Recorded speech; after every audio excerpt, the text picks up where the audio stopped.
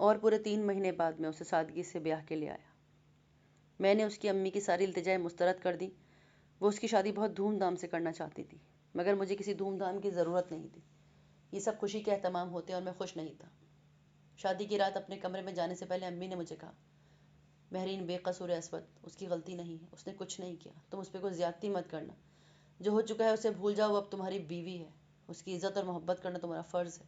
میں نے اسے رضامند کرنے کے لیے بہت وعدے کیے تھے، میری زبان کا پاس رکھنا۔ مجھ پہ ان کی کسی التجا کا اثر نہیں ہوا۔ ہاں، میں جانتا ہوں وہ میری بیوی ہے، مجھے دیکھنا ہے وہ میری کتنی اچھی بیوی ہے۔ بے قصور تو کوئی اور بھی تھا۔ پھر کیا ہوا؟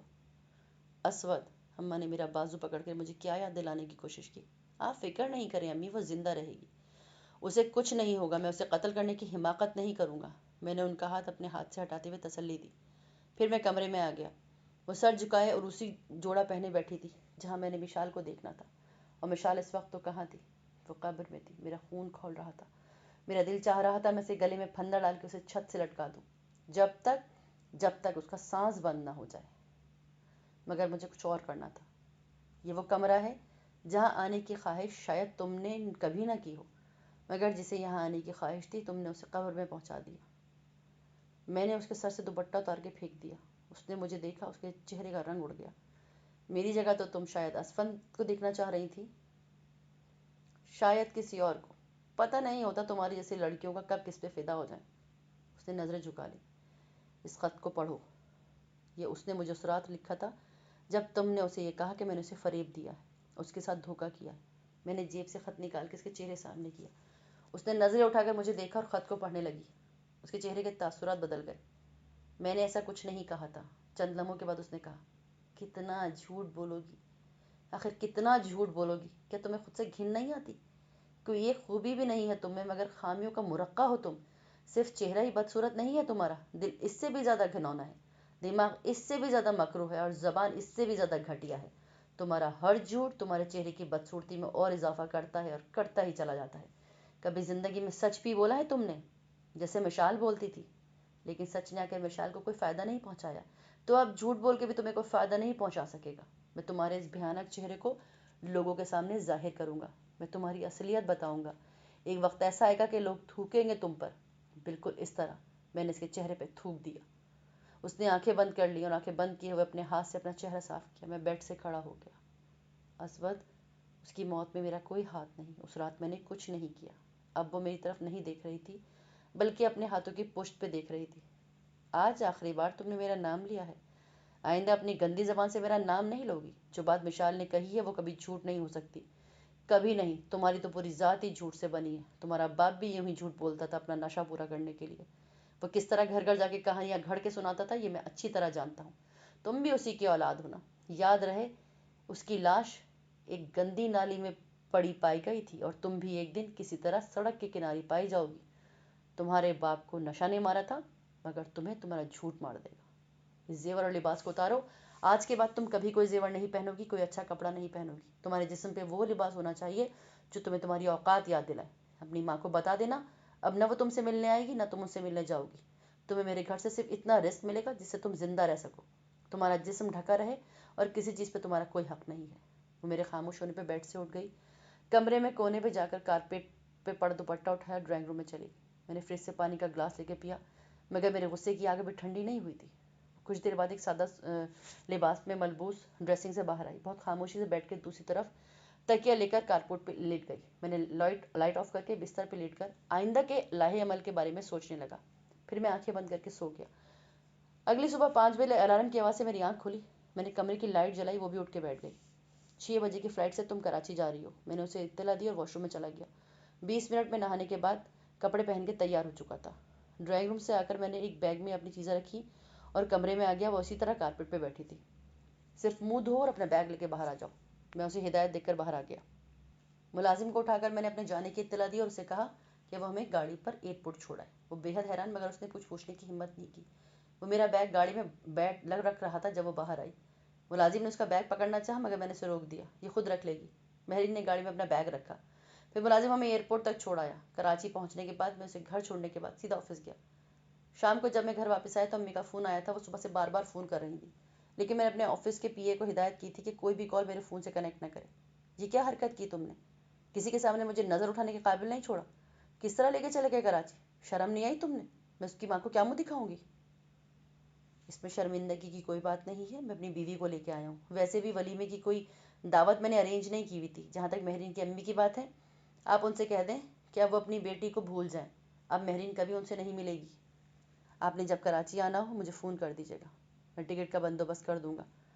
ویسے پرسوں کی فلائٹ کا ٹکٹ میں ایک ملازم کو دے آیا ہوں، وہ آپ کو دے دے گا. باقی سب ٹھیک ہے. مہرین یہاں بہت خوش ہے. خدا حافظ.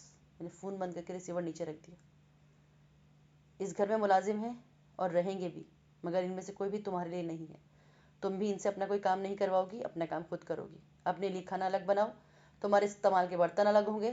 تم میری کسی چیز کو بغیر اجازت، بغیر پوچھے ہاتھ نہیں لگاؤ گی، چاہے وہ کونے میں پڑا ہوا کرسٹل کا باؤل ہی کیوں نہ ہو.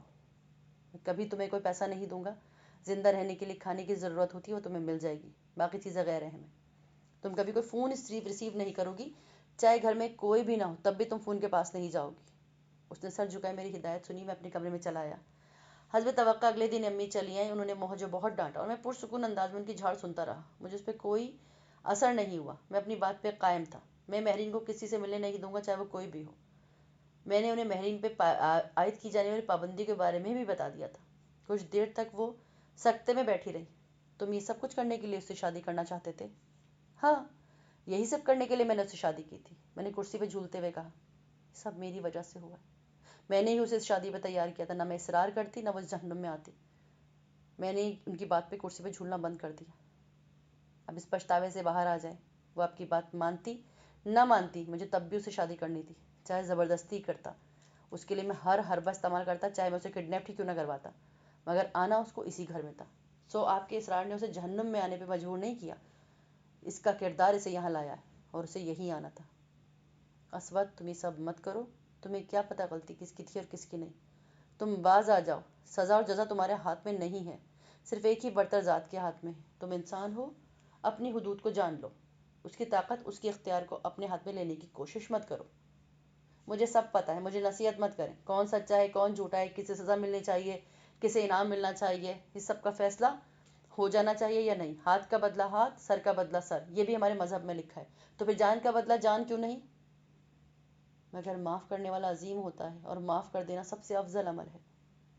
مجھے عظیم بننا ہی نہیں ہے، مجھے کوئی افضل عمل کرنا ہی نہیں ہے. جو عظیم ہوتے ہیں، افضل عمل کرتے ہیں، ان کا حال مثال جیسا ہوتا ہے. کم سے کم رسوائی اور زیادہ سے زیادہ موت، ان دونوں چیزوں میں سے کسی ایک کا مقدر بنتی ہے. مجھے آپ یہ بیکار کی نصیحتیں مت کریں. میں ایک بار پھر کرسی کو جھلانا شروع کر دیا. کچھ لمحے خاموش رہنے کے بعد امی نے مجھ سے کہا، تم یہ سب کرنے کے بجائے اسے طلاق دے دو. میں ان کی بات پر بے اختیار ہنسا. طلاق بھی دے دوں گا، یہ کام بھی کروں گا، ابھی نہیں، 20 سال کے بعد، جب کوئی اس پہ دوسری نگاہ بھی نہیں ڈالے گا، جب وہ اپنا دوبارہ آباد گھر کرنے لائق بھی نہیں بچے گی. تب میں اسے خالی ہاتھ دھکے دے کر اپنے گھر سے نکال دوں گا اور اسے کہوں گا کہ جاؤ، اب دوبارہ سے اپنے لیے کوئی ٹھکانہ تلاش کرو. ڈھونڈو اب دنیا میں تمہارے لیے کیا ہے، اور اگر کچھ نہیں ملتا تو پھر تم بے مثال کی طرح مر جاؤ. اسود، میں تمہیں اسے خلا دلواؤں گی. میں اسے تمہارے ساتھ نہیں رہنے دوں گی. امی، کیا وہ مجھ سے خلا لے سکتی ہے؟ کیا وہ اس قابل ہے؟ لے جائیے عدالت میں، اسے شوق پورا کیجیے گا. دیکھیے کتنے سال وہ عدالتوں کے چکر کاٹے گی، اور میں اس پہ ایسے ایسے الزام لگاؤں گا کہ دنیا تو کیا، وہ خود اپنا چہرہ بھی دیکھنے کے قابل نہیں بچے گی. میں عدالت میں ایک چھوڑ ایسے 100 گواہ پیش کروں گا جو اس سے اپنے تعلقات کا دعویٰ کریں گے، وہ بھی تمام تر ثبوتوں کے ساتھ. اور پھر کیا کریں گی آپ، اور وہ کیا کرے گی؟ میں عدالت میں درخواست دوں گا. ان سب باتوں کے باوجود ایک اچھے شوہر کی طرح میں اپنی بد کردار بیوی کو اپنے گھر میں آباد کرنا چاہتا ہوں. سب میری عظمت کے گن گائیں گے، اسے واپس میرے گھر میں بھیج دیں گے، اور بالفرض وہ خلا لینے میں کامیاب بھی ہو گئی تو پھر تیزاب کی ایک بوتل سے اسے اس قابل نہیں چھوڑے گی کہ وہ دوبارہ کبھی اپنا گھر بسانے کا سوچے. پھر آپ بھی اس کی مدد نہیں کر پائیں گی، چاہے جتنا بھی چاہیں. تو امی مان لیں کہ وہ سب سے زیادہ محفوظ اور خوش یہی ہے، اس 4 دیواری کے اندر، اور اسے رہنا بھی یہی ہے، چاہے آپ کو پسند آئے چاہے نہیں آئے. امی مجھے خوف کے عالم میں دیکھتی رہی. تم ایسے نہیں تھے اسود، تم کبھی ایسے نہیں تھے. ہاں، ایسا نہیں تھا، مگر اب ہو گیا ہوں. میں وہاں سے اٹھ کے آ گئی. پھر سب کچھ ویسا ہی ہونے لگا جیسے میں چاہتا تھا. وہ بالکل میری ہدایت کے مطابق چلتی. اسے ہر حال میں صبح 4 بجے اٹھنا ہوتا تھا. رات کو 12 بجے سے پہلے وہ سو نہیں سکتی، چاہے وہ اپنے سب کام نپٹا چکی ہو. یہ میری ہدایت تھی. وہ صرف گھر کے اندر پھر سکتی تھی، چھت پہ، لان میں، پورچ پہ نکلنے کی اجازت نہیں تھی. وہ صرف صبح یا رات کے وقت کھانا کھا سکتی تھی، وہ بھی دال یا سبزی کے علاوہ. اسے کچھ نہیں دیا جاتا. امی اسے دیکھ کر محض بعد دفعہ رونے بھی لگتی، مجھے بد دعائیں دینا شروع کرتی، خود کو کوسنے لگتی، مگر مجھے ان چیزوں سے کوئی فرق نہیں پڑتا تھا۔ وہ تو زندہ تھی نا، مشال تو مر گئی نا۔ پھر بھی انہیں مہرین کا خیال زیادہ تھا، مشال کا انہیں خیال نہیں آتا تھا۔ دن گزرنے لگے، امی آہستہ آہستہ نارمل ہوتی چلی گئیں یا مجھے نارمل لگنے لگی۔ مہرین نے بھی شاید اپنی سزا کو قبول کر لیا تھا، وہ کسی شکوے شکایت کے بغیر میری ہدایت پہ عمل کرتی۔ اسے اور کرنا بھی کیا تھا؟ بعض دفعہ میرا دل چاہتا وہ روئے، گڑ گڑائے، مجھ سے فریاد کرے، مجھ سے معافی مانگے، بھیک مانگے، اور میں اس کی بے بسی پہ قہقہ لگاؤں۔